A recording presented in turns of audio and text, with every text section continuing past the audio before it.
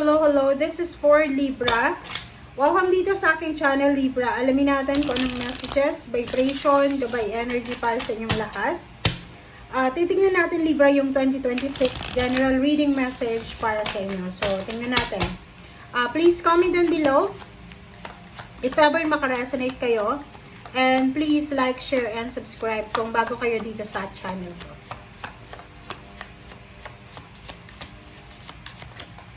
Oops. Okay, first card natin is the Empress. Wow, Libra.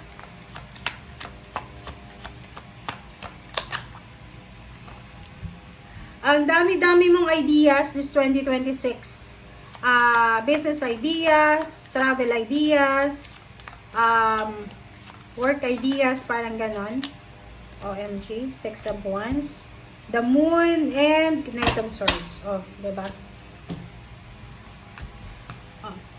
Marami kang makukuhang information, inspiration. Sobrang inspired ka. Kasi yung Empress na to, alam mo ba yung Empress, hindi siya natatakot eh.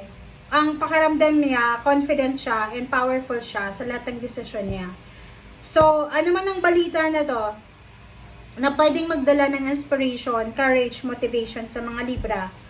It's either new job, new career, new business, new source of income, travel, relocation, or anything na maiisip ng Libra na to, wala siyang pakialam. Kasi confident siya. Okay? Sinasabi ng bara sa'yo dito na nasa tamang energy ka. Ituloy mo lang. Ituloy mo kung ano yung naiisip mong pwedeng pagkakitaan. Ituloy mo lang kung ano yung ginagawa mo sa ngayon. Huwag kang matatakot. Okay? Iwasan mo yung matakot. Huwag ka ding maging sensitive sa trabaho or negosyo. Six of Wands, sinasabi ng bara sa'yo dito na lahat ng ito, ng Empress na yan, lahat ng maiisip mo na pwedeng simulan, lahat ng mga maiisip mo na pwedeng makuha mo, ay magdadala yan sa'yo ng victory and success. Ano yung ibig sabihin yan? Lahat ng hahawakan mo ngayong 2026 ay magdadala sa'yo ng victory and success. Recognition, salary increase, higher position, lump sum of money, wealth, prosperity, abundance. Lahat. Ito ay magbubunga ng sobra-sobrang maraming blessings. Okay?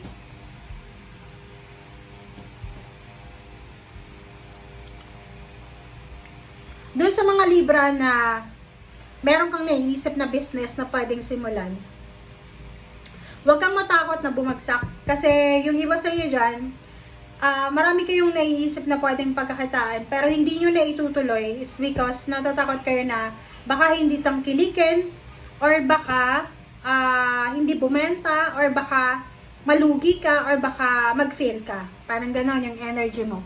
So, ang sabi ng bara sa'yo dito, huwag kang matatakot. Okay? Huwag kang matatakot. Take a risk. Take the risk, guys. And subukan mo lang. Wala namang mawawala sa pagsubok. Okay? Okay, love life, guys. Okay. So, sa ping love life naman tayo, sinasabi ng bara sa'yo dito na you're taking too much energy that's unhealthy. So, sa usaping relationship naman tayo, Libra, ang sabi sa'yo ng baraha, kailangan mo nang mag-isip. You need to think, reflect, meditate, regarding sa love life mo eh. Kasi, sinasabi ng barahan na nakakapagod na eh. Yung sitwasyon mo ngayong 2026 sa love life ay nangangailangan ng sobra-sobrang lakas and oras. And masyado mo nang ibinibigay lahat ng energy mo sa relationship. Which is hindi na healthy eh. Parang ikaw na lang yung nagbibigay, ikaw lang yung nagmamahal, ikaw lang puro tumatrabaho sa relationship. Which is, nauubos na lahat ng energy mo. Okay, so yung dalawang barahang yan, Libra, nagsasabi sa'yo na ano man ang pwedeng pagdaanan mo sa relationship this year, kailangan mong mag-lie low, kailangan mo ng balanse kasi mauubos ka niyan eh. Napakabigat na ito, di ba? Parang sinasabi na may relationship kang unhealthy pero patuloy mo pa rin siyang ipinaglalaban. Na hindi na ito pagmamahal sa sarili, hindi na ito pagmamahal sa kapwa or sa love life mo, kundi parang ano siya, hindi siya maganda pakinggan. parang, alam mo na, yung, alam mo na masama na, alam mo na pagod ka na, pero tinotodo mo pa rin.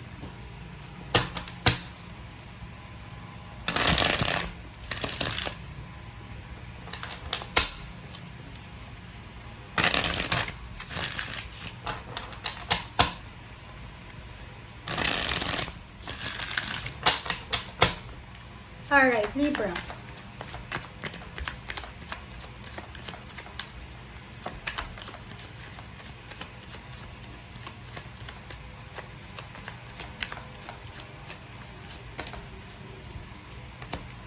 Okay, so Seven of Pentacles, the Hermit,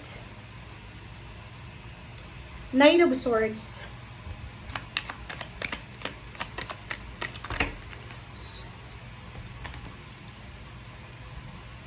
okay, tingnan natin. In general, sinasabi ng baraha sa'yo dito na maraming balita, maraming communication, maraming kwento, maraming information.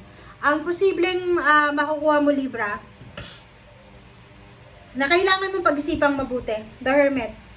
Okay? So, sinasabi ng baraha sa'yo dito na ang taong 2026, punong-puno ka ng inspiration eh. Kasi may impress yan eh. Parang buntis na buntis ka. Maybe literal na buntis, manganganak or nanganak na. Or marami kang plano eh. Marami kang iniisip na pwedeng gawin. Ang problema lang dyan, ang sabi sa'yo ng baraha na kailangan mong magdahan-dahan. You need to be careful, you need to slow down. Kailangan pag-isipan lahat ng mga options, choices, decision. Kasi may Seven of Pentacles eh. Pwedeng sumugal ka sa isang sitwasyon na hindi ka sigurado. Okay lang mag-take ng risk, pero dapat handa ka sa kung ano yung mga possible na mangyayari after ng risk-taking mong actions. Okay, thank you. Let's check the message from angels and guides.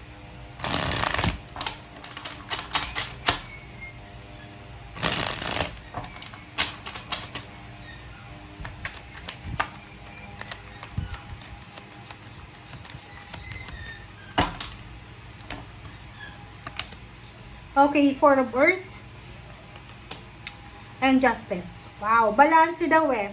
So, yung year 2026 para sa lahat ng Libra, sinasabi na napaka-importante, Libra, na mag-ipon ka ng pera. Yung 2026 na to, napaka-importante na kailangan mong kontrolin yung mga expenses mo. Kontrolin natin yung spending habit natin. Magtipid tayo, mamuhay tayo, depende sa kung ano lang yung kaya natin. And Justice, this is balance. Kailangan ng balanse sa trabaho, negosyo, love life, or sa kung ano pa man. Sinasabi ng baraha, if ever lang meron kang kaso na involved ka sa kaso, may kinasuhan ka or ikaw yung kinasuhan, sinasabi ng baraha sa'yo na makukuha mo yung hustisya. Kung magpapabor sa'yo yung hustisya, mananalo ka sa kaso. Parang ganon. Nakikita natin dito na may mga posibleng parang anong tawag doon, shotgun wedding because buntis na. So, kung lalaki ka, possible na makabuntis ka, and because of pregnancy na yan, pwedeng magpakasal ka ng wala sa oras. Kung babae ka naman, ayaw mong mabuntis, mag-iingat ka kasi pwedeng mabuntis ka na pwedeng mauwi sa kasal na ayaw mo pa na mangyari. Kita mo to. Etong shotgun na wedding, nakita ko to dito sa salamin na to. Na parang sinasabi ng barahan na may mga pagkakataon dito, lalo yung lalaki, na hindi ka pa ready. Possible ka na ma-shotgun wedding ka. Okay, and pwedeng matakot ka sa responsibilities mo. So, nakikita ko sa'yo dito na ihanda mo yung sarili mo sa mga consequences, sa mga actions mo. Yun na nga, bago tayo makipagrelasyon, bago tayo makipag-commit, bago tayo pumirma ng kontrata, because there's a contract signing here eh. Pwedeng marriage contract yan, contract signing sa bahay, sa lupa, visa, documents, government papers, or ano man siya, kailangan natin pag-isipang mabuti. Kumbaga, wag tayong atat, wag tayong magmamadali sa mga options natin sa buhay, mga actions natin. Okay? And sinasabi ng bara sa'yo na ihanda mo rin yung sarili mo sa mga contract signing na yan eh. Kasi maybe yung kontrata na yan na pipirmahan mo ay kailangan mong pag-isipang mabuti. Kasi minsan, di ba, may mga kontrata tayo na pinipirmahan na dahil lang sa ano tayo, excited or ano pa man. So, maging careful tayo sa lahat ng gagawin natin simula ngayong taong ito. Okay? So, thank you guys for watching. Bye!